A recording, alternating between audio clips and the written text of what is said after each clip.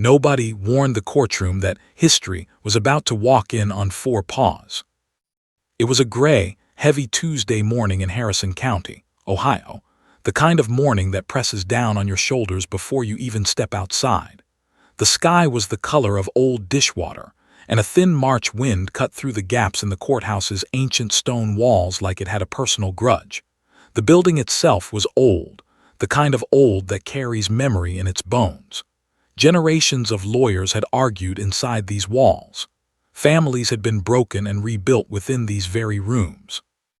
Judges had handed down decisions that changed the entire course of human lives, sometimes with nothing more than a few carefully chosen words and the bang of a gavel.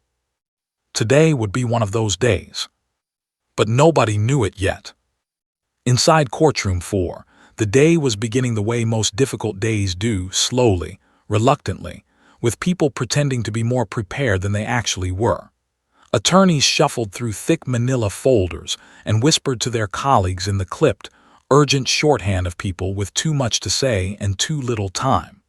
A bailiff stood near the door with his arms crossed, looking at nothing in particular. The court reporter, a woman named Diane who had been transcribing the heartbreak of family court for 19 years, arranged her equipment with practiced efficiency, and then sat very still, the way she always did before hard hearings. She had a gift for reading the energy of a room before it spoke, and this room, she already knew, was carrying something unusually heavy this morning. The judge hadn't entered yet. His chair sat empty at the front of the room, high and dark and waiting. The fluorescent lights overhead hummed their tuneless, indifferent song.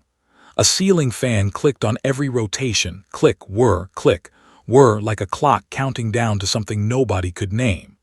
The smell of burnt coffee drifted in from somewhere down the hall, mixing with the dusty, papery smell of old case files and furniture polish. Everything about the room said ordinary. Everything about the room said routine. But in the very back row, something was anything but routine.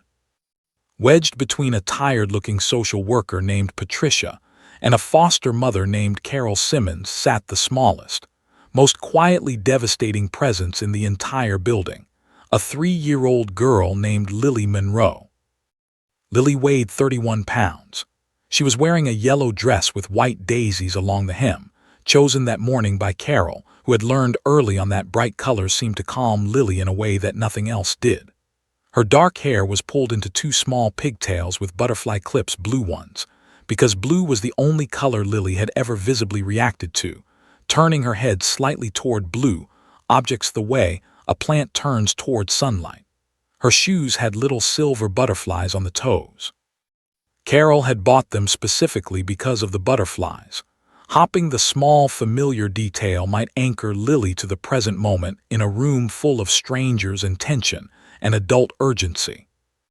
And in Lily's arms, held with a grip that had not loosened in weeks, was a stuffed rabbit named Benny. He was gray once. Now he was an indeterminate color somewhere between gray and beige, worn soft from constant contact, one ear slightly more flattened than the other from being pressed against Lily's chest during the long, silent nights. His button eyes were scratched but still bright. Benny had been Lily's before everything changed. He was one of the only things that had come with her from her old life, and he was, as far as anyone could tell, the only thing in the world Lily still held onto willingly. Lily hadn't spoken in 11 weeks. Not a word, not a whisper, not a sound of any meaningful kind. The professionals who had worked with her since her removal from the family home used careful, clinical language to describe her condition: acute trauma-induced selective mutism, emotional withdrawal dissociative presentation consistent with early childhood trauma. They wrote these words in reports and exchanged them across conference tables in measured voices. But the words that Carol used, alone in her kitchen at night after Lily had been put to bed, were simpler and more honest. She would stand at the sink, washing dishes, and think to herself, she's lost. She's somewhere inside herself and she can't find the door out. The therapists had tried everything the textbooks recommended. Play therapy in a bright room full of carefully chosen toys. Art therapy with finger paints and wide brushes that let children express what they couldn't say. Music therapy, because research showed that rhythm and melody could sometimes reach children when words failed entirely. A specialist had driven 2 hours from Columbus with a specific trauma protocol that had shown success in 14 similar cases. A child psychologist with a warm office full of stuffed animals had spent 6 sessions sitting on the floor across from Lily, speaking softly, waiting patiently, offering every gentle conversational opening she knew. Lily had sat through all of it, present, breathing, eyes open, occasionally blinking at something that caught her attention, but silent, always silent. Carol had tried her own approaches in the quiet of their home.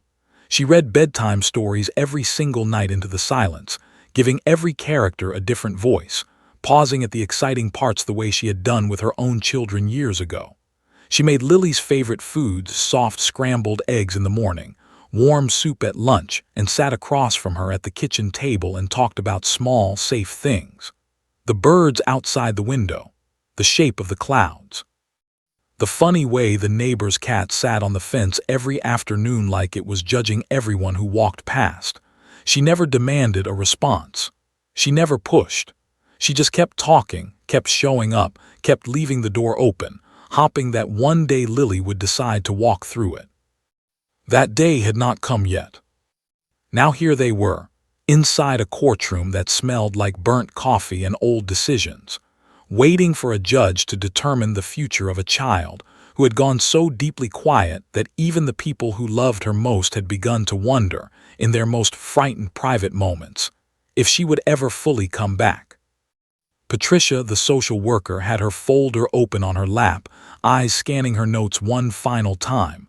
She had a good case prepared, documentation, assessments, professional recommendations, all the right paperwork arranged in all the right order. She was ready, professionally at least. Carol was not reading anything. Carol was sitting with her hands folded in her lap, her eyes fixed on the side of Lily's face with the particular focused calm of a person who is holding themselves together through sheer willpower. She had not slept well. She had been awake at 3 in the morning, sitting at her kitchen table with a cup of tea gone cold, thinking about all the ways today could go and trying to feel confident about the outcome. She had prayed quietly in the specific and personal way she prayed when something truly mattered. She had asked for something she couldn't even precisely define, not just a good legal outcome, something more than that, something for Lily. She didn't know yet that her prayer had already been answered. It was 9:43 in the morning. 4 minutes from now, a door at the back of the courtroom would swing open, and a dog with amber eyes and a badge on his collar would stop in the doorway and find a little girl in a yellow dress looking back at him from across a room full of people who had run out of ways to help her. And everything, every single thing was about to change. If you had passed Rex on the street without knowing anything about him, you might have slowed your step just slightly. Not because he was frightening, though he was certainly powerful, built with the lean, coiled strength of a dog bred for both speed and endurance. Not because he was loud or aggressive or demanding of attention. Quite the opposite, actually. You would have slowed your step because of something quieter than all of that, something in the way he moved. Something in the way those amber eyes swept the world around him with a patience and intelligence that felt almost uncomfortably familiar, like looking at something that understood far more than it was letting on. Rex was 4 years old, a Belgian Malinois with a deep mahogany coat that caught the light in warm, shifting tones of brown and gold. He stood 24 inches at the shoulder and weighed 67 pounds, not the largest dog you would ever meet, but every single pound of him was intention. He didn't move carelessly. He didn't do anything carelessly.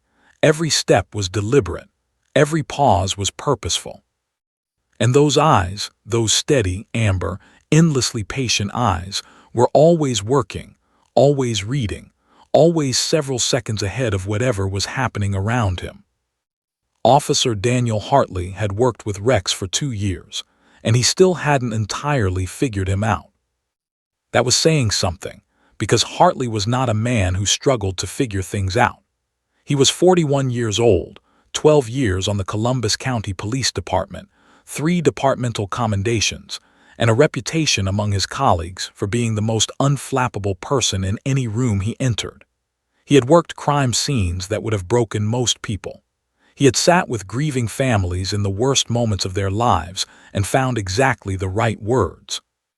He had chased suspects through dark alleys at 2 in the morning without his heart rate climbing above 70. He was, by every professional measure, a man in complete command of himself and his environment. And yet Rex, on a completely ordinary Tuesday, could make him feel like a student. It had started on the very first day. Hartley had gone to the K-9 training facility expecting to meet a dog, a well-trained, well-disciplined, impressive animal. What he had met instead was something that defied easy categorization.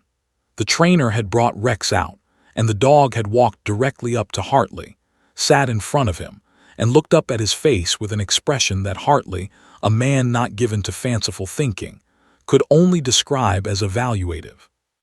Like the dog was making a decision, like he was deciding, right then and there, whether Hartley was worth his time. Apparently, the verdict had been favorable. Rex had pressed his nose briefly against Hartley's hand, then turned and looked at the trainer as if to say, "All right, this one will do." And that had been the beginning of the most significant working partnership of Daniel Hartley's professional life. Rex had completed the standard K-9 detection certification, with scores that the training facility director described as genuinely unusual. He was fast, precise, and tireless. In tracking exercises, he didn't just follow scent trails, he seemed to anticipate them, moving with a confidence that unnerved even experienced trainers. In detection work, he had a focus so total that the world around him simply ceased to exist until the job was done. But it was the second certification that made Rex truly extraordinary. 18 months into their partnership, Hartley had enrolled Rex in an emotional support and crisis response training program, a relatively new and still somewhat experimental field within K-9 work that recognized what a small number of handlers and researchers had been documenting quietly for years.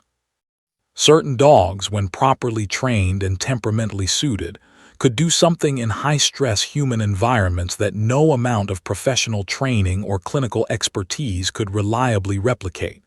They could make people feel safe, not symbolically, not abstractly.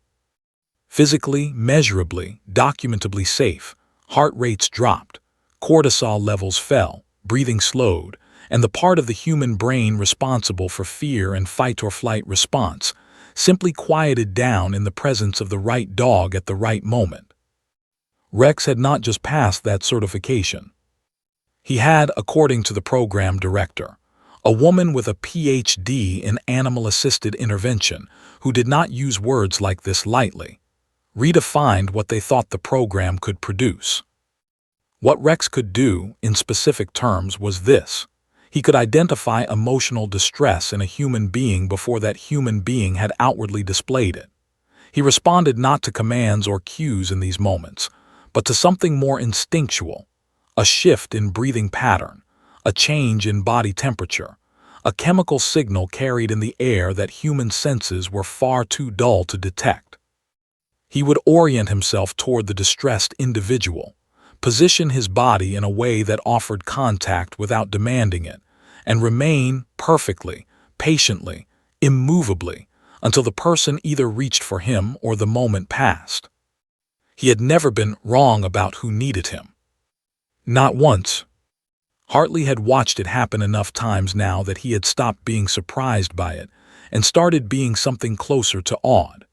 He had watched Rex walk into a hospital waiting room during a family crisis and go directly, without hesitation, without any guidance from Hartley, to the one person in a room full of distressed people who was closest to breaking. He had watched Rex sit beside a teenage boy at a juvenile hearing and transform a defiant, closed-off kid into someone who quietly started answering questions. He had watched a 70-year-old woman at a community outreach event, A woman who had told everyone present that she didn't like dogs and never had reached down after 4 minutes in Rex's presence and begin stroking his ears with an expression of pure, uncomplicated peace. Rex didn't force any of these things. He never performed them. He simply showed up fully and completely and offered himself, and people took what they needed. This was the dog who turned left out of the elevator on the 3rd floor of the Harrison County Courthouse at 9:42 on a Tuesday morning in March. The assignment that morning was genuinely routine. Hartley had received it the previous afternoon, a standard pre-hearing security sweep of the active courtrooms before the day's docket began. It was the kind of task that required presence and professionalism but very little actual complexity. Walk the halls, check the rooms, sign the log. Done. They had done it dozens of times before in this building and others like it across the county. It rarely took more than 30 minutes. Hartley had his coffee in a travel mug, his radio clipped to his shoulder, and his mind already half-organized around the rest of the day's schedule. He was thinking, in a practical and entirely undramatic way, about a training review he needed to complete by Thursday and whether he had left his phone charger on his desk at the precinct. Rex was thinking about none of these things. Rex was doing what Rex always did the moment they entered a building. He was reading it. His nose worked in long, slow, sweeping arcs. His ears rotated independently, catching sounds from multiple directions simultaneously. His eyes moved in careful, methodical patterns across every surface, every doorway, every person they passed. He was building a picture of the building in real time, a complete, layered, multisensory map that Hartley could never fully access or understand, though he had learned to trust it absolutely. They moved down the main corridor, past the clerk's office, past the water fountain with the slight drip that had apparently never been fixed, past the bulletin board covered in outdated legal notices. Rex walked at Hartley's left side, perfectly in step, leash slack. They were 8 feet from the door to courtroom 4 when Rex did something subtle that Hartley almost missed. He slowed just slightly, half a step. His head turned a fraction of a degree toward the closed courtroom door, and something in his posture shifted, not alertness exactly, not the sharp, focused stance he took when his detection training kicked in. Something different. Something Hartley had seen before but couldn't name properly, a kind of tuning, like a radio finding a frequency. Hartley slowed with him, watching. The bailiff pulled the courtroom door open from the inside, and for 4 seconds, just 4, the room beyond was visible. Rex's amber eyes moved immediately, unerringly to the back row. To the small girl in the yellow dress. To Lily. And in the corridor outside courtroom 4, Daniel Hartley felt the leash go taut in his hand as his partner, his extraordinary, inexplicable, amber-eyed partner, found exactly what he had been looking for without knowing he was looking for it at all. There is a particular kind of silence that is not simply the absence of sound. It is heavier than that, denser. It has weight and texture and temperature. It fills a room differently than ordinary quiet does, not peacefully, not restfully, but with a pressure that the people inside it feel in their chests without quite being able to explain why. It is the silence of something withheld, something present but unreachable, something that was once loud and bright and alive and has since gone somewhere that ordinary hands cannot follow. That was the silence that lived inside Lily Monroe. And everyone who had spent more than 5 minutes with her in the past 11 weeks had felt it, not just heard the absence of her voice, but physically felt the weight of everything she was holding inside herself, pressing outward against the walls she had built around her small body like a hand pressed flat against a closed door. Lily Monroe had not always been silent. That was the thing that made it hurt in a specific, particular way for everyone who knew her. If she had always been quiet, always been reserved, always been the kind of child who observed more than she participated, that would have been one thing. Children were different. Children had different natures and different speeds and different ways of moving through the world, and all of that was normal and fine and good. But Lily had not always been quiet. Lily had once been the loudest thing in any room she entered. Carol Simmons had a recording on her phone, 17 seconds long, taken 3 weeks before everything changed, sent to her by the previous caseworker as a piece of background context during Lily's intake. Carol had watched it once, alone in her car in the parking lot of the grocery store, and had to sit for a full 10 minutes afterward before she felt ready to drive. In the recording, Lily was sitting on a kitchen floor somewhere, surrounded by plastic cups in various colors, and she was singing. The song was The Wheels on the Bus, or rather, her version of it, which bore only a loose relationship to the actual lyrics and veered off into entirely invented territory somewhere around the third verse. She sang it at full volume, with complete commitment, with the specific uninhibited joy of a child who has not yet learned that the world has opinions about how much space she is allowed to take up. When she got to the part about the wipers on the bus, she threw both arms up in a wide arc to demonstrate, knocked over half the plastic cups, and laughed, that specific Lily laugh that sounded exactly like a hiccup surprised to find itself in the world, and then immediately started the song again from the beginning as if the interruption had simply not occurred. 17 seconds. Carol had watched it once, she had not watched it again. Because watching it a second time, she knew, would require her to reconcile the child in that recording with the child currently sleeping in the small bedroom at the end of her hallway. The child who had sat at the kitchen table on her first morning in Carol's house for 4 full hours without eating, speaking, crying, or moving in any direction, except to press Benny the rabbit more tightly against her chest. 4 hours. Carol had sat across from her for most of it, talking quietly about nothing important, the birds on the fence outside, the way the morning light came through the yellow curtains, the name of the neighbor's cat. She had slid a plate of soft scrambled eggs across the table at some point, and a small cup of orange juice with a bendy straw because she had learned from experience that children in crisis sometimes responded to bendy straws when they responded to nothing else. The eggs had gone cold. The orange juice had been untouched, and Lily had sat perfectly still, eyes aimed at the middle distance, present and absent at the same time, like a television tuned to a channel that was broadcasting nothing but static. The official diagnosis, acute trauma-induced selective mutism, was accurate as far as it went. It described the symptom with clinical precision. What it could not fully capture was the specific texture of Lily's withdrawal, the particular way she had not simply stopped talking, but seemed to have stepped back from the entire project of existing in shared reality with other people. She didn't resist contact, she didn't flinch when Carol touched her shoulder, didn't pull away when Patricia, the social worker, guided her by the hand. But she didn't lean into it either. She received the world around her the way a window receives rain. It lands, it runs down, it doesn't get in. The therapists who rotated through Carol's living room over the following weeks were uniformly excellent and uniformly unsuccessful. Dr. Andrea Marsh came first, a child psychologist with 20 years of trauma specialization, a warm office, and a reputation for reaching children that other professionals had given up on.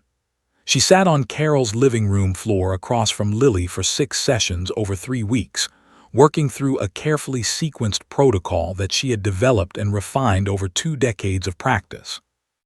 She used a soft voice and open body language, and never once asked Lily a direct question, working instead with indirect, pressure-free observations designed to invite rather than demand.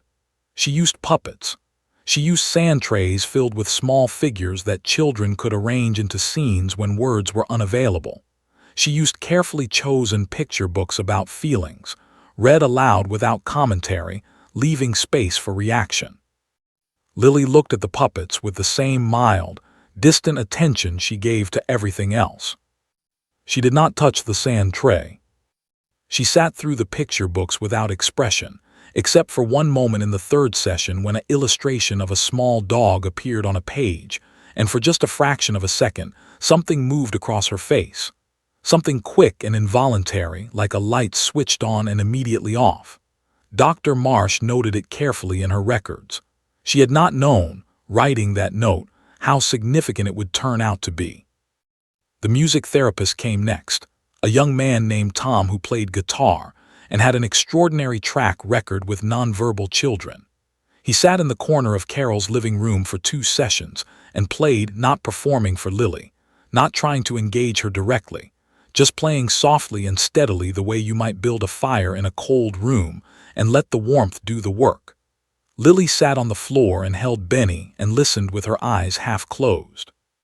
Tom told Carol afterward that he believed she was hearing him, really hearing him, somewhere beneath the surface. He said it with genuine conviction, and Carol had believed him because she needed to believe something. But Lily had not spoken. A specialist drove in from Columbus, Dr. Raymond Park, who had published research on trauma-induced communication disorders in early childhood, and who had a waiting list 8 months long. He spent 90 minutes with Lily over 2 sessions, ran assessments, reviewed her history, and delivered his findings to Carol and Patricia in Carol's kitchen over cups of tea that nobody really drank. He used words like neurological protective response and developmental regression and trauma encapsulation. He said the prognosis for eventual recovery was good. He said eventually, with the kind of careful medical emphasis that is meant to be reassuring and rarely is. Carol had thanked him. She had walked him to the door. And then she had gone back to the kitchen, sat down at the table, and stared at the place where Lily had been sitting that first morning, the spot where the cold, scrambled eggs and the untouched orange juice with the bendy straw had been, and felt, for the first time since Lily had arrived, the sharp edge of something close to despair. Not hopelessness. Carol was not built for hopelessness. 20 years of foster care had given her a resilience that ran deep and did not crack easily. But fear, real, specific maternal fear, the kind that comes not from imagining the worst but from watching the days pass and the best efforts fail, and the silence continue and continue and continue, steady and impenetrable as stone. She had called her sister that night late, after Lily was in bed.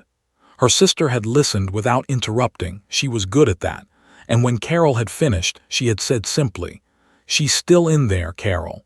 Kids like that don't disappear.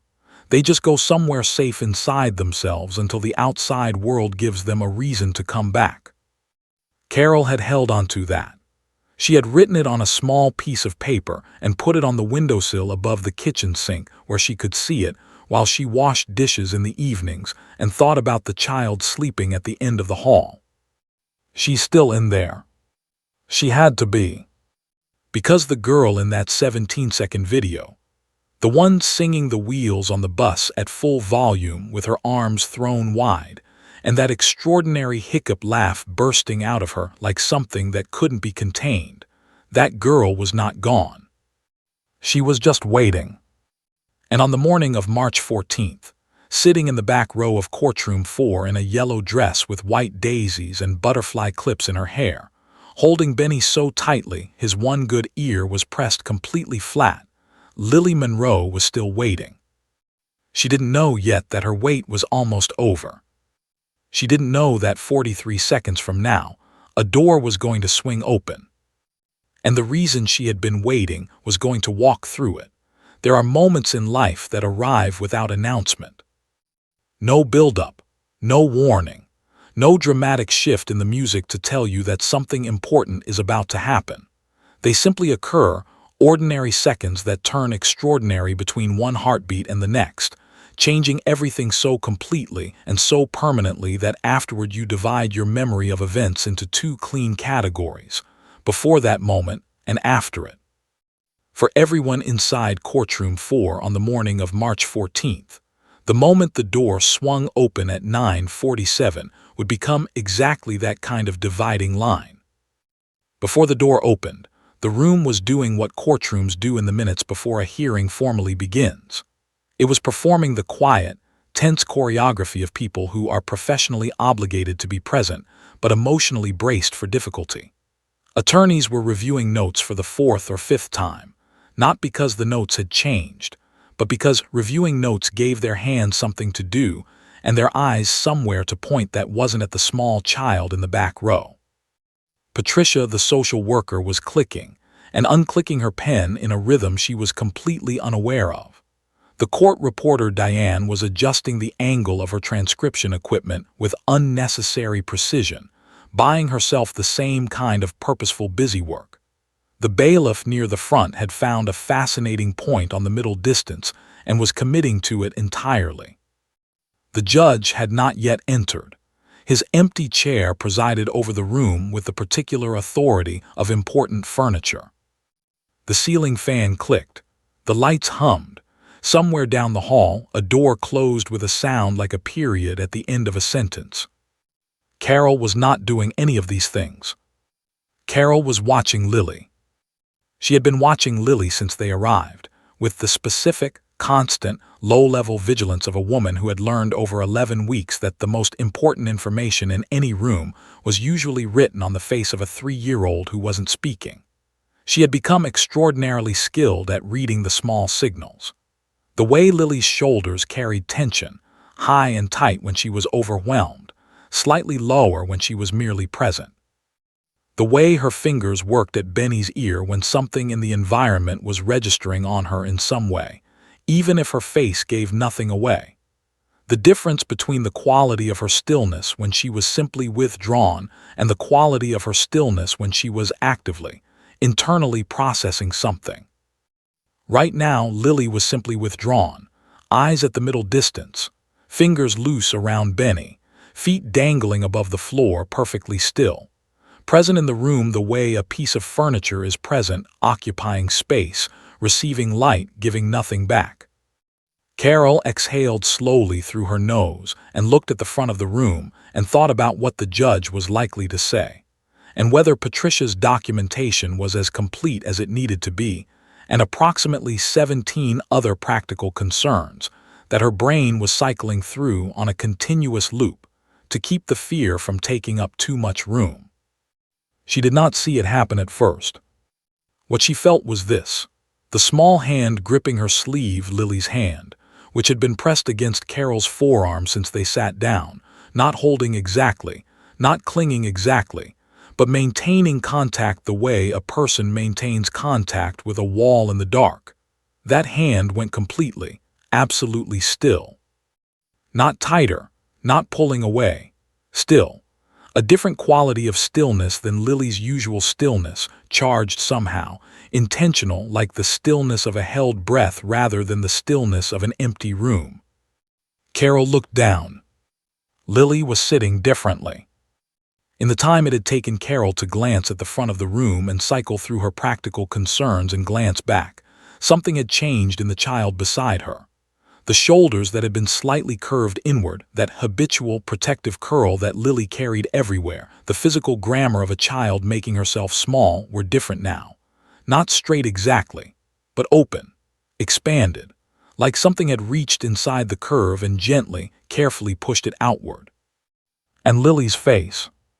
Carol had spent 11 weeks cataloging the landscape of Lily's face in its various states of withdrawal, and what she was looking at now was none of those states.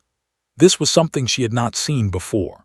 Not in 11 weeks of watching, not in any of the sessions with the therapists, not in any of the careful, gentle mornings in the kitchen with the scrambled eggs and the bendy straws, and the quiet, one-sided conversations about birds and clouds and the neighbor's cat. Lily's eyes were focused. Not at the middle distance, not at nothing, at something specific and real and present in the room, with a quality of attention so complete and so direct that it transformed her entire face, brought it forward from wherever it had been retreating to and planted it, fully and unmistakably, in the present moment. Carol followed the line of Lily's gaze. The courtroom door had swung open. In the doorway, half in and half out, stood Officer Daniel Hartley in his Columbus County uniform, one hand resting on the door frame, speaking in a low voice to the bailiff about something procedural and entirely unremarkable. He was looking at the bailiff. His body was angled toward the corridor. He was, in every observable way, simply a police officer pausing briefly at a door before continuing his security sweep. But Rex was not looking at the bailiff. Rex was standing at Hartley's left side, leash slack, and his amber eyes had moved the moment the door opened, immediately, without hesitation, without the slow, methodical sweep he usually gave to new environments. They had moved directly, unerringly, to the back row of the courtroom. To the small girl in the yellow dress. Carol felt the air change before she understood why.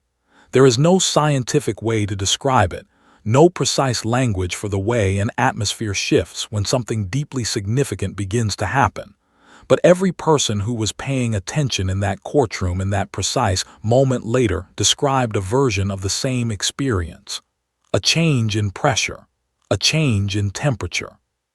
The specific sensation of the ordinary world pausing, holding itself very still, making room for something that didn't follow ordinary rules. Rex's ears moved forward, both of them simultaneously orienting toward Lily with a precision that was almost mechanical. His body, which had been relaxed and loose in the easy way of a working dog between tasks, became very subtly different, not tense, not alert in the way he went alert for detection work. Something quieter than that, something more intentional.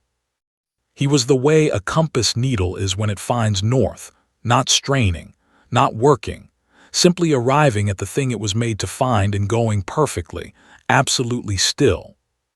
Hartley felt the leash change. He was mid-sentence with the bailiff, something about the East Corridor access log, and he felt the subtle shift in the leash the way you feel a change in current when you're holding a fishing line in moving water. Not a pull, not resistance, just a different quality of tension that his 2 years with Rex had trained him to recognize as significant. He stopped talking. He looked down at his partner. Rex had not moved.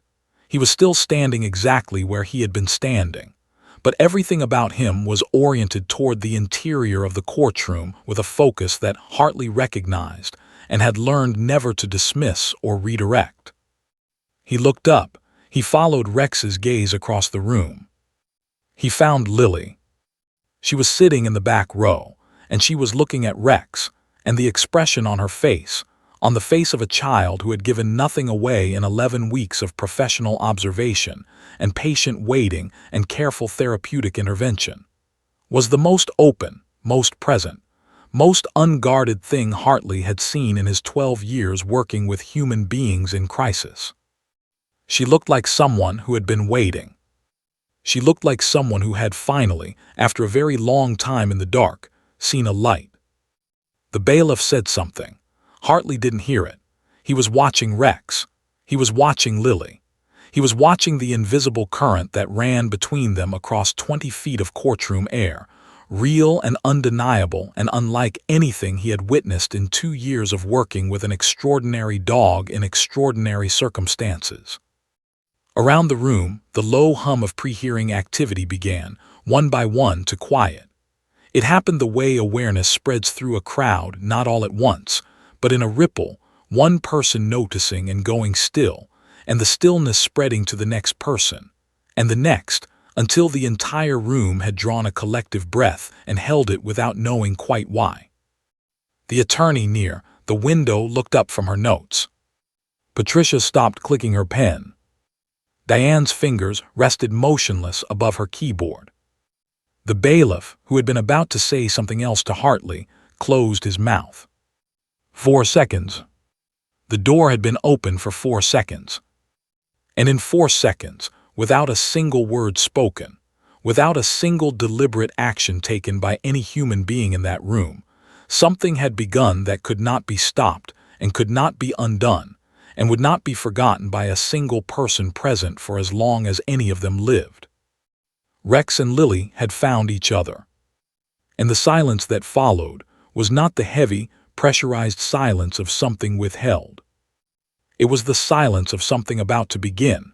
There are silences that empty a room. And then there are silences that fill one.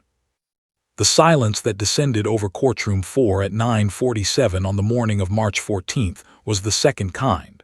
The kind that doesn't arrive because sound has stopped, but because every single person present has simultaneously, wordlessly agreed to stop making it. The kind that has weight and intention and a quality of collective holding, as if the room itself has taken a breath and decided, without consultation, to keep it. Nobody called for that silence. Nobody requested it. No gavel fell. No voice said hush. It simply happened, spreading outward from the back row like ripples from a stone dropped in still water, reaching the attorneys and the social worker and the court reporter and the bailiff, and finally settling over the entire room like something placed there with great care. Because something was happening in the back row that none of the professional training in that room had prepared anyone to witness. Lily Monroe was waking up. Not from sleep, from something longer and deeper and far more difficult than sleep. From 11 weeks of interior silence so complete that the professionals assigned to her case had begun, quietly and carefully and with great sadness, to revise their timelines for recovery. From a withdrawal so total that the people who loved her had learned to measure progress not in words spoken, but in the quality of her stillness. Whether it felt slightly less dense today than yesterday, whether the distance in her eyes seemed fractionally shorter than it had the week before. She was waking up, and the room knew it before she moved a single muscle. Carol felt it first. She always felt things about Lily first, had developed over 11 weeks a sensitivity to this child's interior, whether that bypassed ordinary observation and operated on something closer to instinct. The hand against her sleeve had gone that particular still. The shoulders had opened that particular way. And when Carol looked at Lily's face and saw what was written there, that unprecedented, unguarded, fully present focus aimed like a beam of light across the room at the dog in the doorway. She felt something happen in her own chest that she would later struggle to describe accurately. It was not quite hope. Hope implies uncertainty. What Carol felt in that moment was more like recognition, the specific, overwhelming recognition of something you have been waiting for without knowing exactly what shape it would take when it finally arrived. She had been waiting for this. She hadn't known it would look like this. But the moment she saw it, she knew it with a certainty that went all the way down. She pressed her lips together. She kept her hands very still in her lap. She did not speak, did not reach for Lily, did not do anything that might disturb the extraordinary fragile thing that was happening 6 inches to her left. She simply watched, and breathed, and waited. Rex had not moved from the doorway. Hartley had not moved either, standing absolutely still, one hand resting on the door frame, watching his partner with the quiet, experienced attention of a man who had learned that the most important thing he could do in moments like this was nothing. Do not redirect. Do not intervene. Do not impose human agenda on whatever Rex was doing. Just hold the space. Just stay present. Just let it happen. The bailiff, to his considerable credit, had also gone still, not understanding precisely what he was witnessing, but understanding enough to know that moving or speaking would be wrong. The attorney near the window had put her pen down. Not set it down with intention. Put it down the way you put something down when your hands have forgotten they were holding it because your entire attention has been pulled somewhere else entirely. Patricia, the social worker, was gripping her folder in her lap with both hands, knuckles slightly white, her professional composure doing its job but clearly working harder than usual. Diane, the court reporter, 19 years of family court, 19 years of training herself to transcribe without reacting, to be present without being affected, to do her job with a neutrality that protected both the record and herself, had her fingers resting on her keyboard and was not typing anything at all.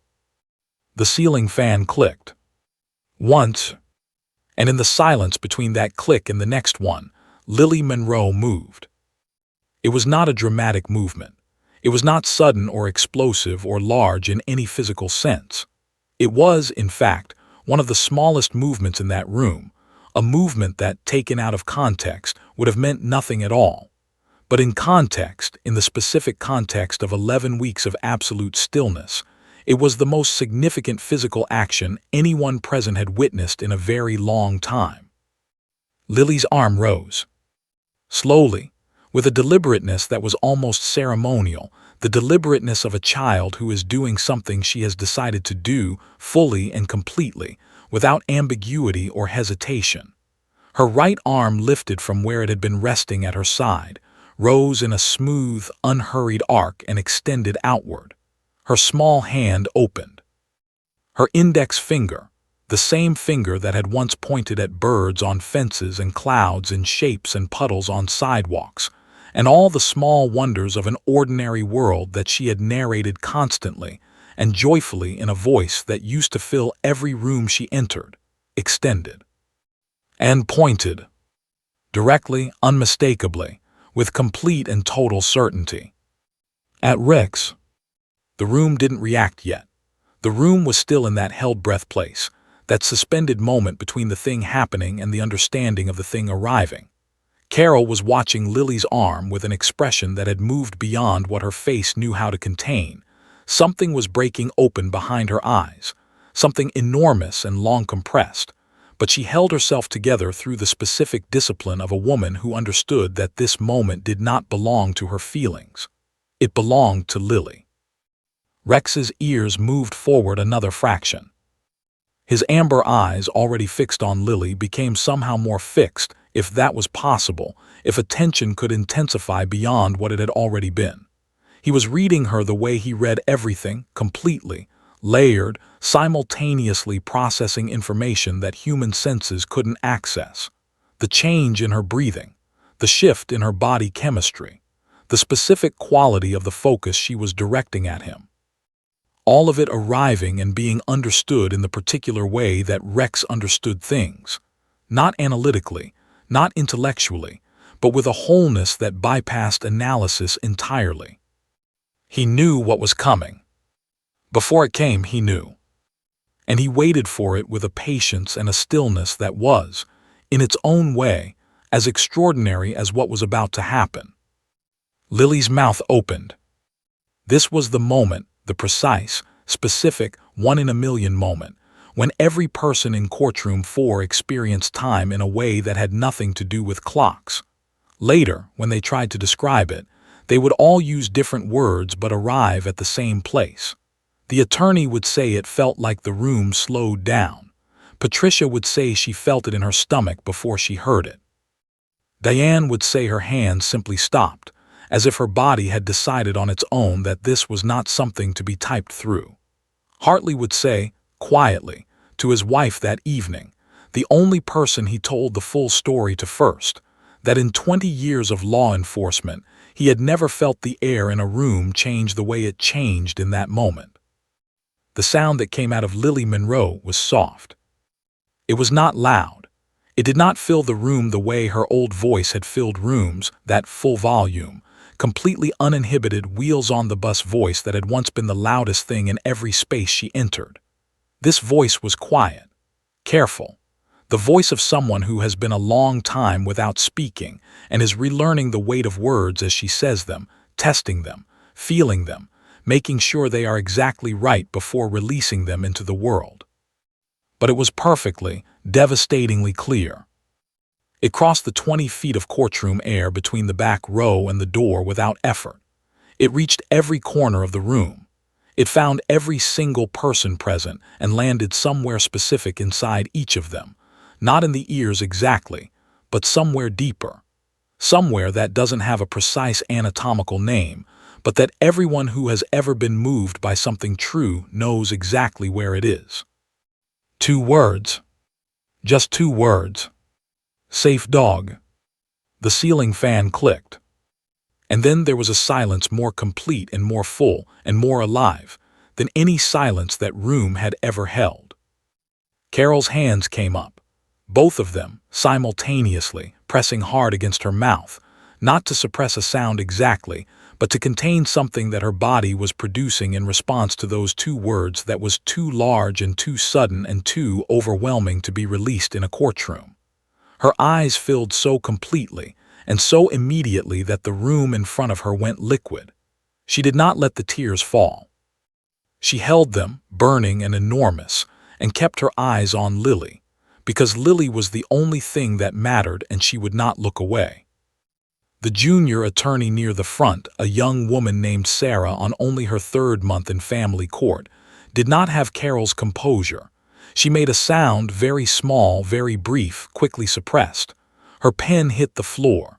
She looked at it. She did not pick it up. Patricia turned toward the window, just slightly, just enough. Her shoulders moved once with something she controlled immediately and did not allow to become anything more. Diane's hands were in her lap. She was not typing. Her face was doing something complicated and private that she was not entirely successful at keeping to herself. Hartley looked at the floor.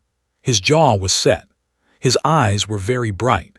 He breathed in slowly through his nose and out through his mouth and kept his hand very still on the door frame and did not look up for a long moment. The judge, 30 years on the bench, a man who had watched human beings in their most broken and most resilient moments for 3 decades, a man who had developed a composure so reliable it had become part of his professional identity, slowly, carefully, with great deliberateness, removed his glasses. He set them on the bench in front of him. He looked at Lily Monroe in her yellow dress with her butterfly clips and her worn stuffed rabbit in her arms still extended, still pointing, still certain. And he said nothing. Because there was nothing to say. Because 2 words had just been spoken in this room that were worth more than everything else that had been or would be said today.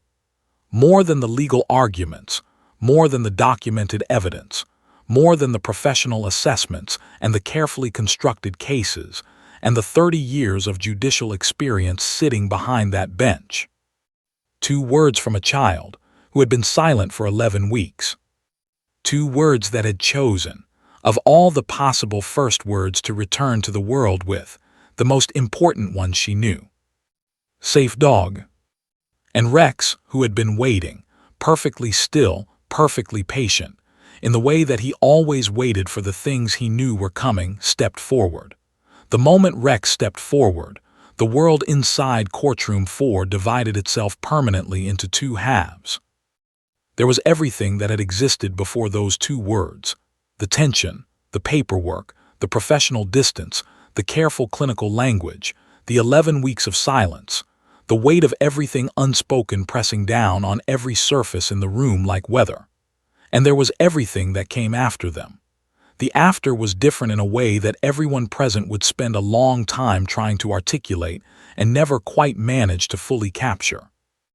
It was as though the room had been holding its breath for so long it had forgotten breathing was an option. And then, in the space of 2 small words spoken by the smallest person present, it remembered. And exhaled.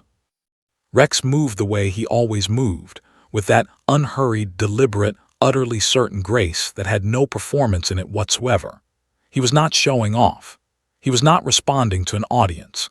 He was not doing anything that could be described as theatrical in even the smallest way.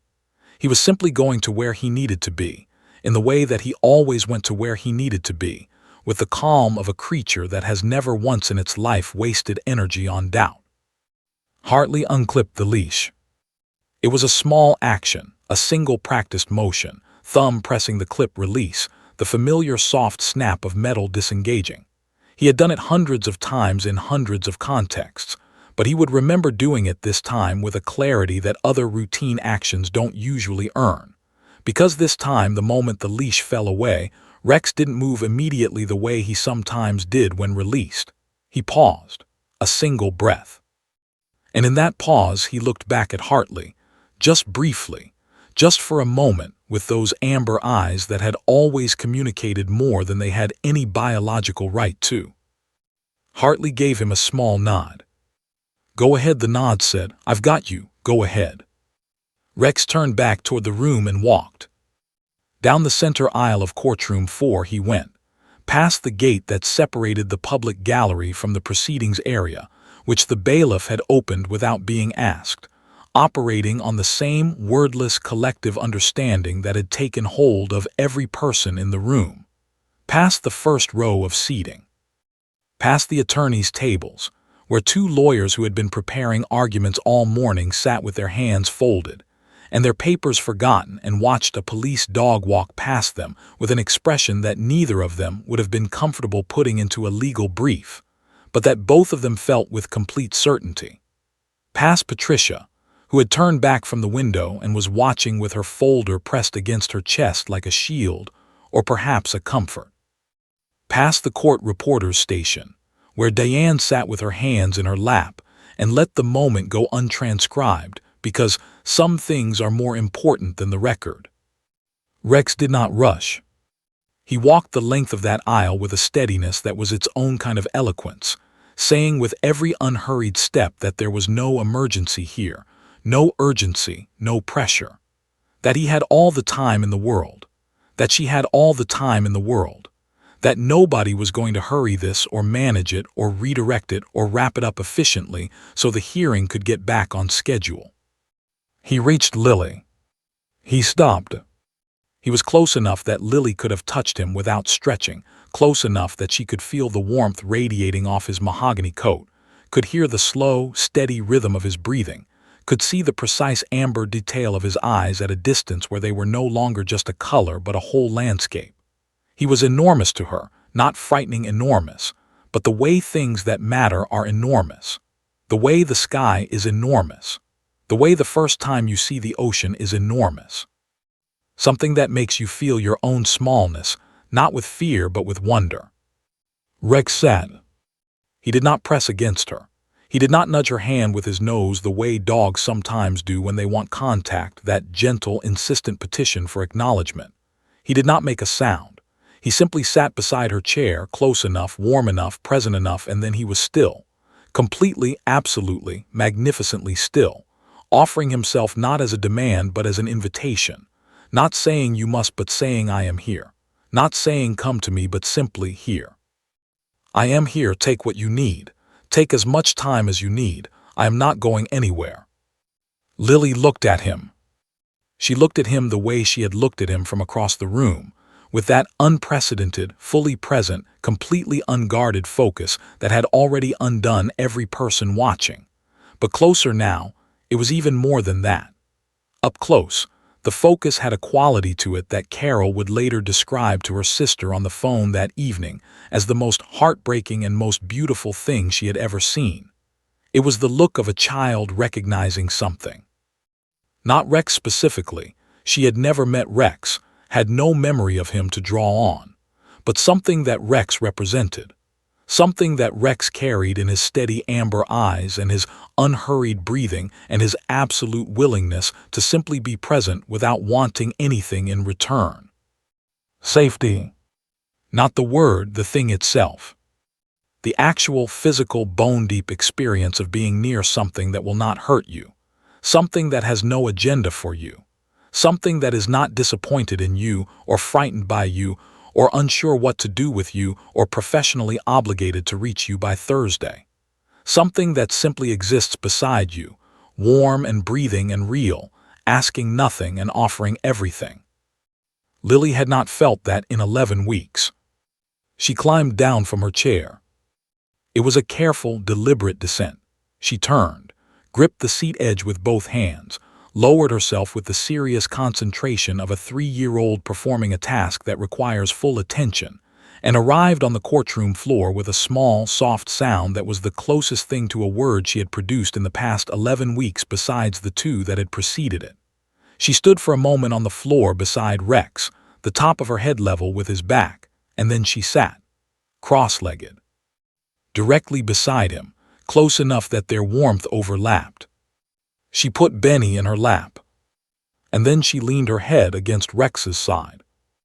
And then Lily Monroe, who had not spoken to another living being in 77 days, opened her mouth and began to talk.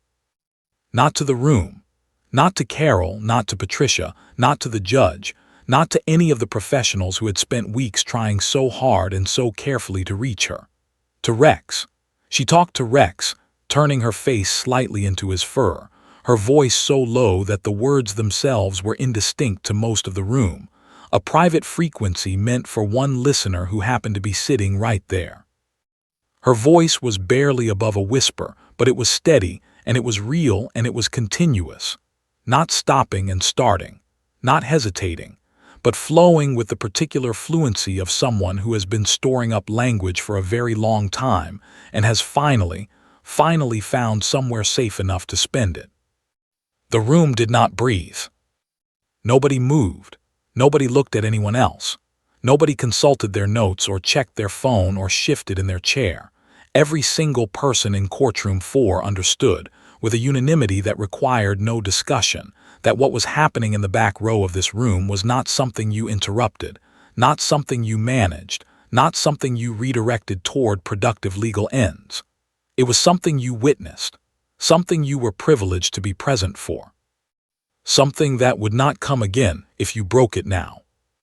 The judge, his glasses still off, his large hands folded on the bench in front of him, watched Lily talk to Rex with an expression that had quietly abandoned all pretense of judicial neutrality. He was not a judge in this moment. He was a man watching a child find her way back from somewhere very dark, guided by a dog that had walked down an aisle and sat down and simply waited, and somehow, impossibly, been exactly enough. Carol had stopped trying to hold back her tears. They were running freely now, silent and steady, and she made no move to wipe them away.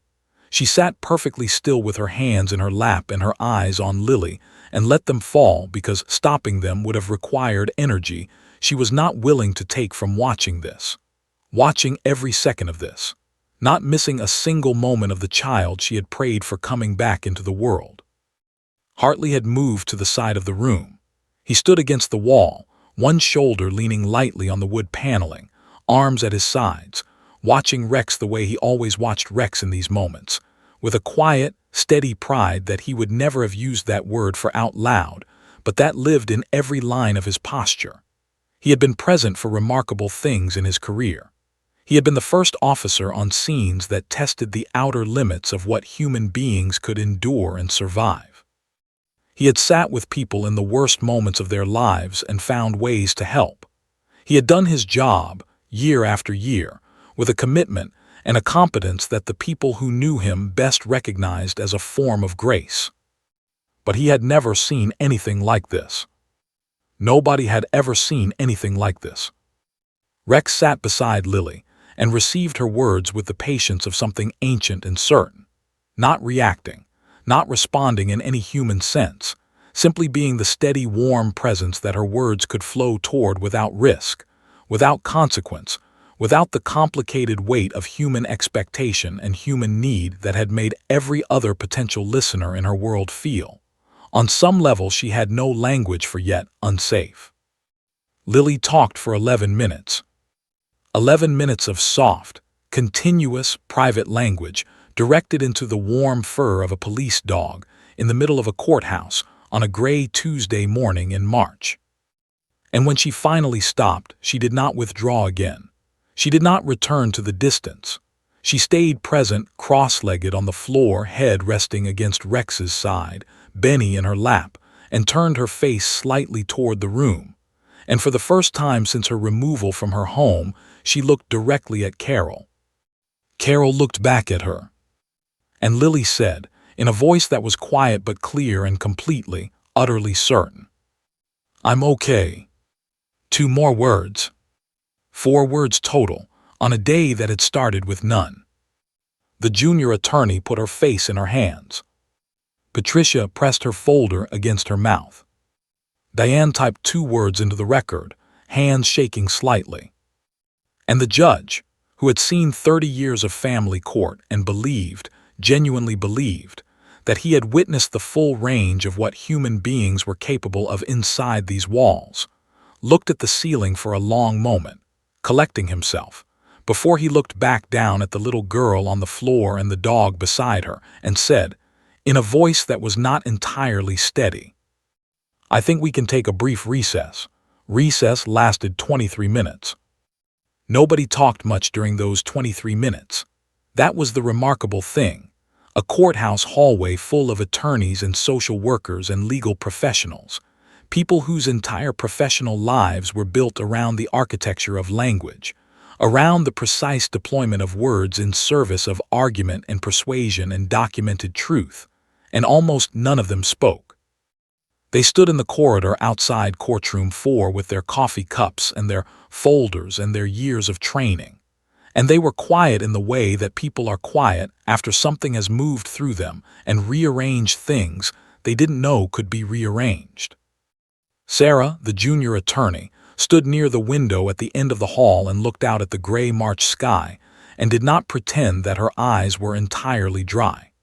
She was 26 years old and 3 months into family court, and she had chosen this work because she believed in it, believed in the capacity of the legal system, when it functioned well, to protect the people who needed protecting most.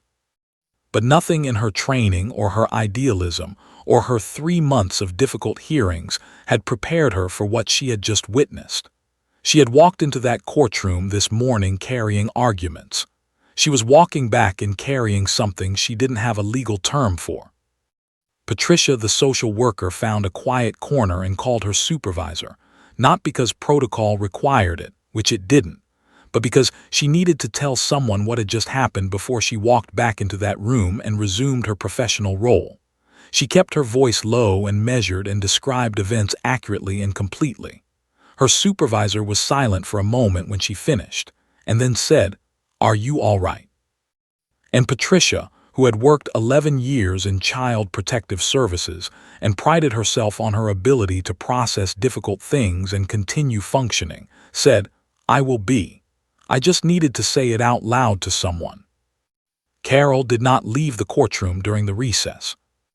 She stayed exactly where she was in the back row, in the same wooden chair, watching Lily. Rex had not moved either. He was still sitting beside Lily on the courtroom floor, and Lily was still leaning against him, though she had shifted slightly during the recess and was now sitting with her back against his side, and her legs stretched out in front of her. Benny balanced on her knees, looking at the ceiling with the particular concentrated expression of a child working something out internally. She had not spoken again since the "I'm okay" that had undone the room, but the silence she was sitting in now was so profoundly different from the silence of the previous 11 weeks that Carol felt the difference in her own body, physically, in her chest and her shoulders, and the muscles of her face that had been carrying tension for so long they had forgotten what relaxed felt like. That silence before had been a wall. This silence was a rest. Hartley sat in the chair nearest the door, elbows on his knees, watching Rex with the quiet attentiveness that was simply how he existed in the world when something important was happening. He had texted his wife during the recess, just 4 words, because 4 words were all he had. Something happened today. Good. She had responded with a question mark, and he had put his phone back in his pocket because he didn't have the language for it yet. He would find it later, at home, in the kitchen, with a cup of coffee and the particular privacy of an ordinary evening. He would find it then. The judge returned to the bench at 10:34. He settled into his chair with the deliberateness of a man who has used the last 23 minutes not just to compose himself, but to think, really think, in the way that the most important decisions require thinking, not just processing legal considerations and documented evidence and professional recommendations, though he had done all of that too, but thinking about what he had witnessed, weighing it, giving it its proper place in the complex, human, impossible calculus of deciding what is best for a child. He looked at Lily first. She was back in her chair now. Carol had gently guided her up from the floor when the recess ended, and Rex had moved to sit beside the chair rather than in front of it, maintaining the proximity without obstructing the proceedings. Lily was sitting with her feet dangling and Benny in her lap, and one hand resting lightly on Rex's back, not gripping, not clinging, just touching, just maintaining the connection, just keeping her hand on the thing that had reached into her darkness and offered her a reason to come back. The judge watched her hand on Rex's back for a moment. Then he nodded to himself, very slightly, very privately, and opened the proceedings. What followed over the next hour and 40 minutes was family court operating at the highest level of its purpose, not as a bureaucratic mechanism for processing cases, but as the thing it was always meant to be at its best. A room full of human beings, bound by law and guided by evidence, trying their absolute hardest to do right by a child. The legal arguments were made. The documentation was reviewed. Patricia presented her assessment with the thorough, careful professionalism that 11 years in the field had built in her.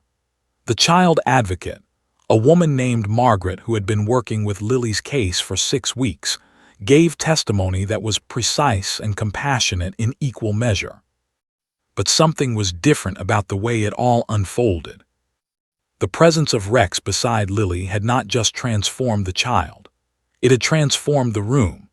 It had done something to the quality of attention that every person present was bringing to the proceedings, stripped away some of the professional armor, some of the necessary distance that people in difficult work build around themselves to keep functioning, and replaced it with something rawer and more honest and more human. The attorneys argued their positions with the same competence they always brought, but without the combative edge that family court sometimes devolved into. The social worker testified without the defensive formality that institutional pressure sometimes produced. The child advocate spoke about Lily not as a case file, but as a child, as this specific, particular, irreplaceable child, the one currently sitting 12 feet away with her hand resting on a police dog's back. And through all of it, Lily sat and listened. This was the thing that nobody had anticipated and everybody noticed. Lily was listening, not withdrawn into her interior distance, not present in the body-only way she had been present for the previous 11 weeks. She was in the room, tracking the voices, following the proceedings with the focused attention of a child who understands more than adults typically give children credit for understanding. When her name was spoken, she didn't flinch or retreat. She simply registered it, the way you register something that belongs to you. At one point, the child advocate Margaret turned to Lily directly, something she had been advised not to do in previous sessions because direct address had reliably deepened Lily's withdrawal, and asked, very gently, whether she liked staying with Carol. The room tensed. Rex turned his head slightly and looked at Lily. Lily looked at Rex for a moment. Then she looked at Margaret.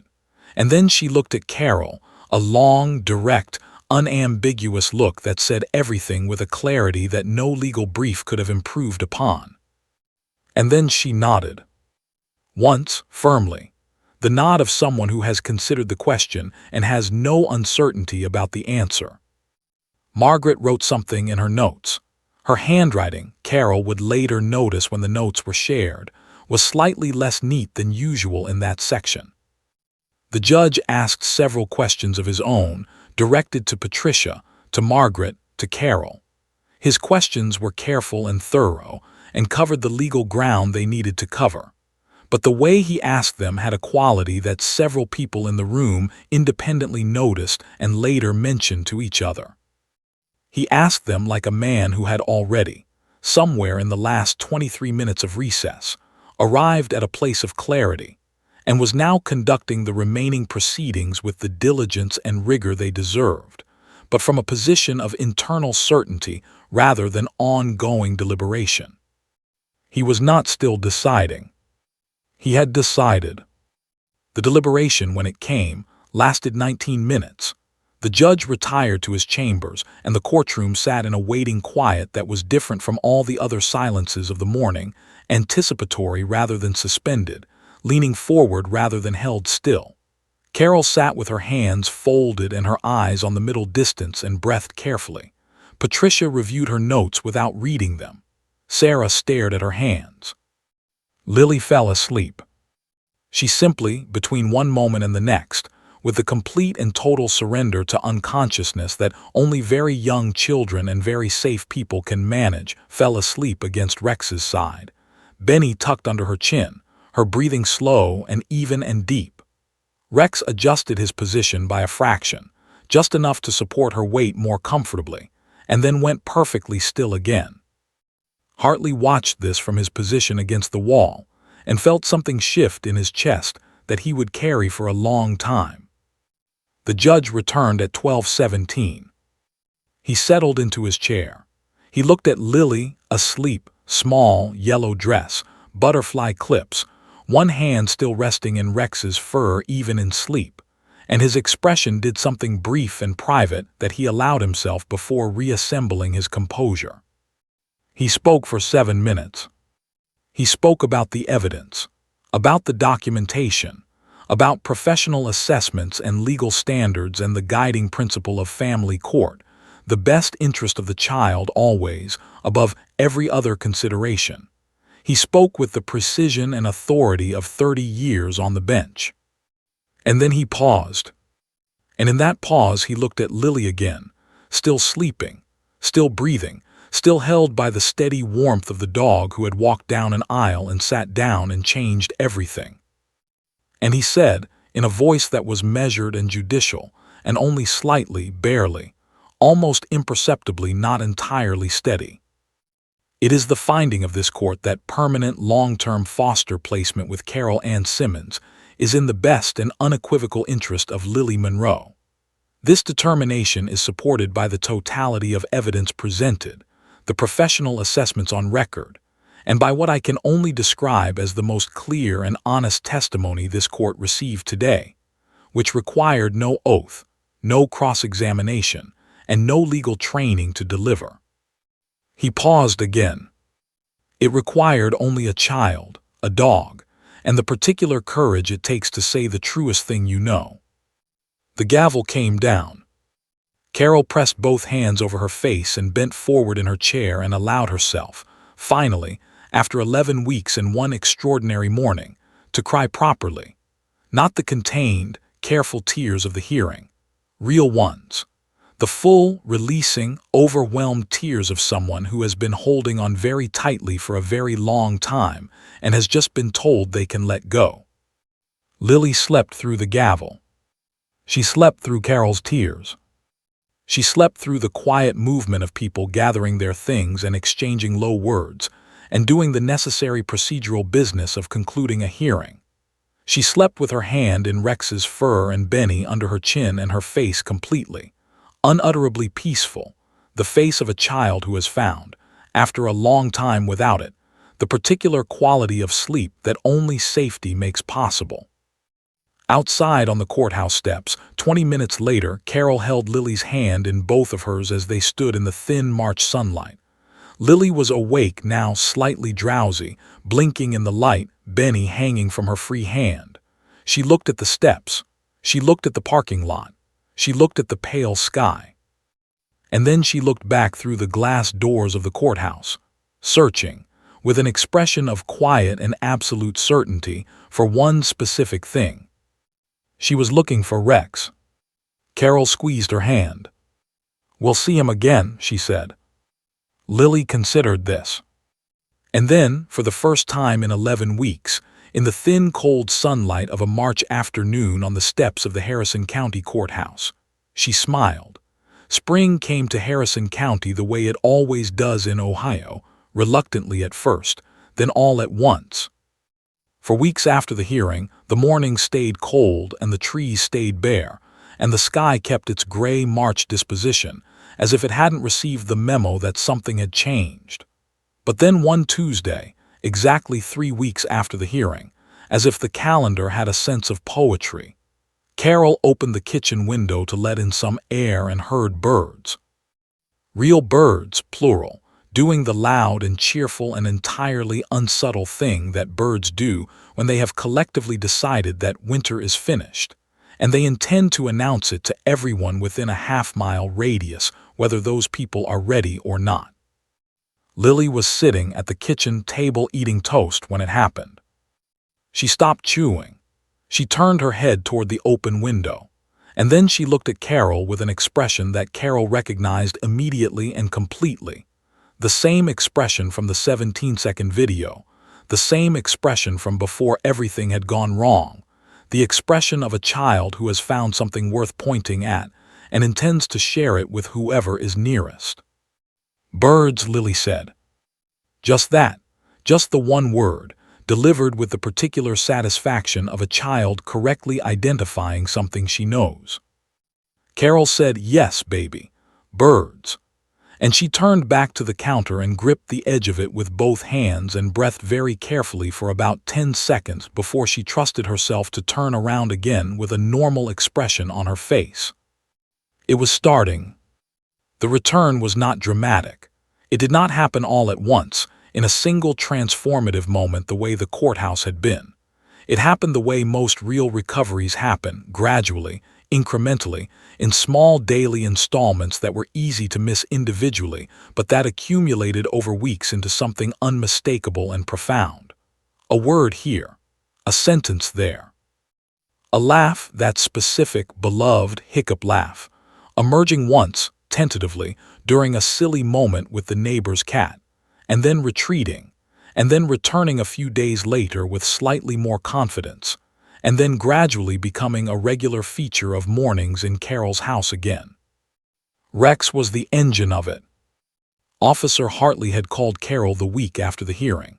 He was matter-of-fact about it in the way that he was matter-of-fact about most things, practical, direct, offering without making a production of the offer. He said that he and Rex did a community outreach walk every Saturday morning in the park 3 blocks from Carol's house.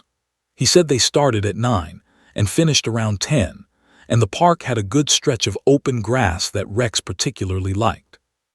He said this not as an invitation exactly, just as information, the kind of information that a person could do whatever they wanted with.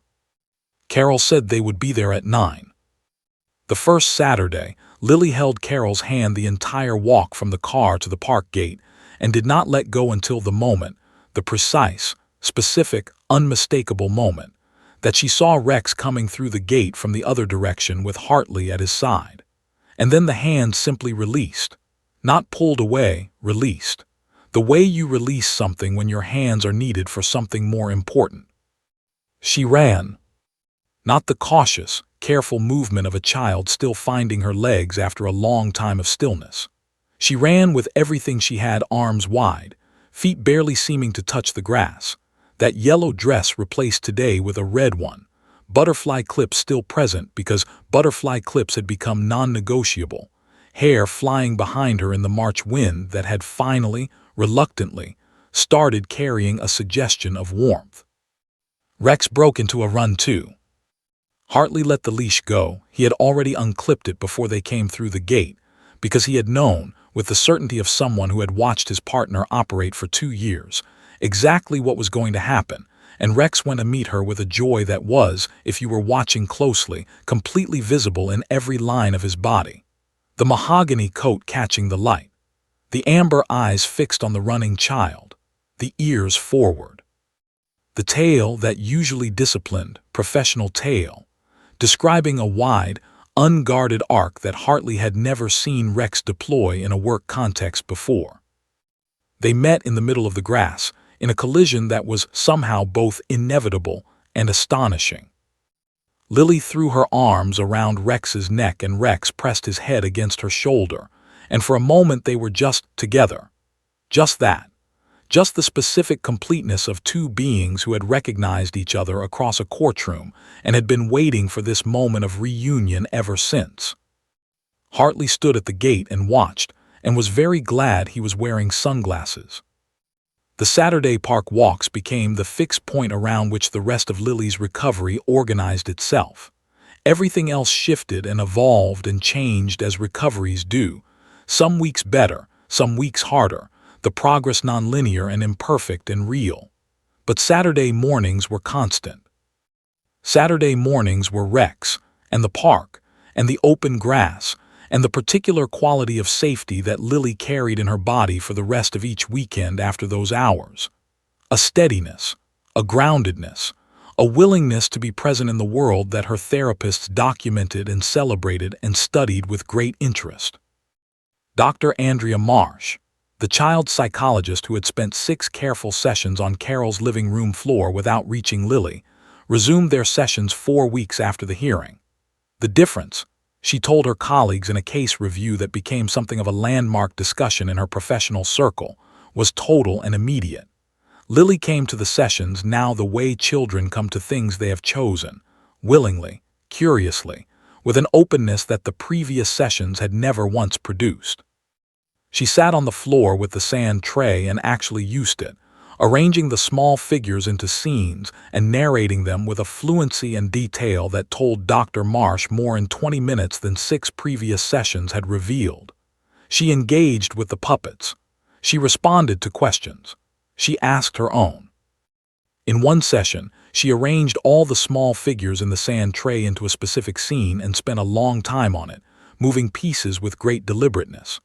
When she was done, she sat back and looked at it with satisfaction and then looked at Dr. Marsh and said, "That's the courtroom. That's me. That's the judge. That's Carol, and that's Rex." She pointed to each figure in turn. The Rex figure was a small plastic dog, brown, slightly too large for the scale of the other figures. Lily had placed it directly beside the figure she had designated as herself, and she had made sure they were touching. Dr. Marsh wrote about this session in a paper that was later published in a peer-reviewed journal on animal-assisted intervention in childhood trauma recovery. She used careful academic language throughout, because that was the language her field required. But in the conclusion, she wrote one sentence that departed slightly from the academic register. That could not, she felt, be expressed in any other way without losing something essential. She wrote, "What Rex accomplished in that courtroom in 11 minutes was not a replacement for therapeutic intervention, but a precondition for it. He restored in this child the fundamental belief that the world contained things that were safe, and everything that followed was built on that foundation."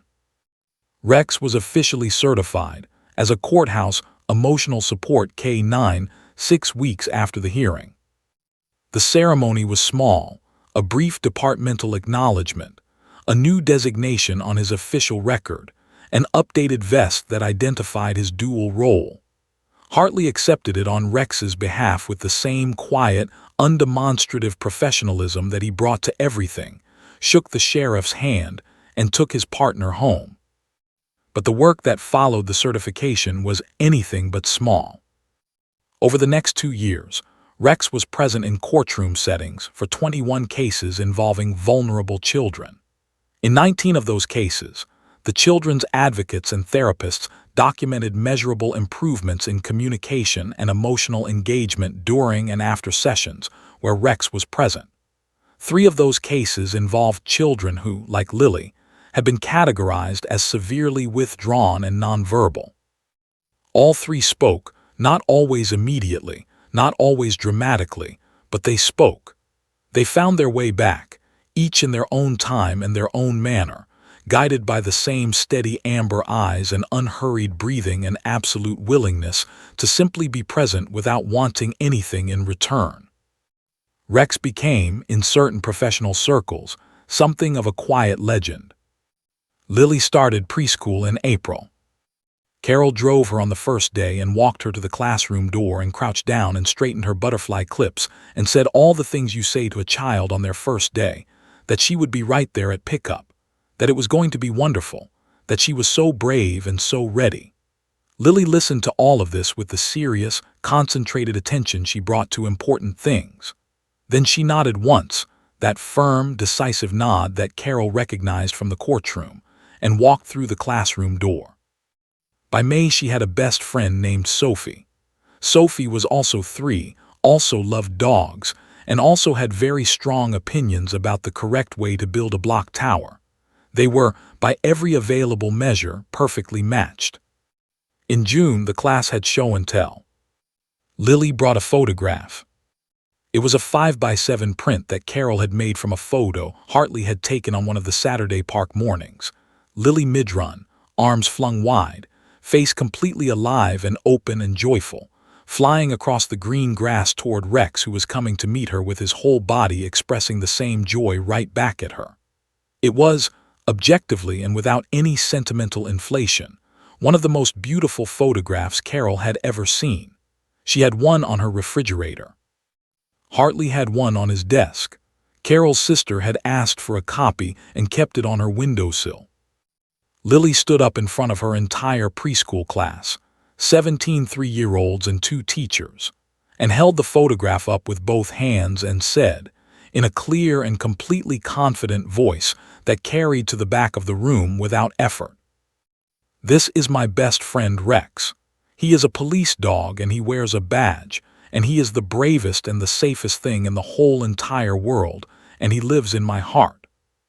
One of the teachers had to step into the hallway for a moment. The other teacher called Carol that evening, voice warm and slightly wobbly, to tell her what Lily had said. Carol already knew. Lily had told her about it the moment she got in the car at pickup, with an enthusiasm and a level of detail that suggested she had been saving it up all day. But Carol listened to the teacher tell the story anyway, all the way through, because some stories deserve to be told more than once and heard more than once and held more than once in the hands of the people who need them. By summer, the hiccup laugh was back, fully, completely, unreservedly back, showing up at breakfast, at bath time, during stories, during the Saturday park walks, during the inexplicable funny moments that only 3-year-olds find funny and that are somehow funnier for being inexplicable. It filled Carol's house the way it had once filled every room Lily entered, loud, unguarded, completely uninhibited, spilling out of the child like something that couldn't be contained by the simple fact of a body. The most beautiful sound Carol had ever heard in her home. On the last Saturday of July, Hartley took a photograph on his phone of Lily and Rex in the park. He didn't plan it, just took it because the light was exactly right, and the moment was exactly right, and some moments you take a photograph of because you know, with a certainty that has nothing to do with reason, that you will want to have it. Lily was mid-run, arms flung wide. Red dress today. She had cycled through several colors since the yellow dress of the courthouse, but red had become her current favorite, worn with the same butterfly clips, non-negotiable as ever. Her face was turned slightly toward the camera without knowing it, and what the camera caught in that fraction of a second was something that photographs almost never manage to capture accurately: pure joy. Not performed joy. Not the slightly self-conscious joy of a child who knows she is being photographed. The real thing. The unedited, unfiltered, absolutely genuine article. Hartley printed it and put it on his desk at the precinct, beside the one from March. He wrote 4 words on a small piece of paper and tucked it under the frame. Not his words, Lily's words, the first words, the only words that had ever really needed to be said. Safe dog. 2 words. Just 2. That had given one small girl back her voice, back her laugh, back her place in the world, and had given everyone who witnessed them a story they would carry for the rest of their lives. A story about a gray Tuesday morning in a courthouse that smelled like burnt coffee and old decisions. About a 3-year-old girl in a yellow dress who had been silent for 11 weeks and chose a police dog to be the first thing worth speaking for. About the way safety, real safety, the kind that lives in the body and not just the mind, can walk into a room on 4 paws and change everything. About how sometimes the most important things that happen in a courthouse have nothing to do with law. And about a dog with amber eyes who walked down an aisle one morning and sat down beside a child who needed him, and was, in every way that mattered, exactly enough.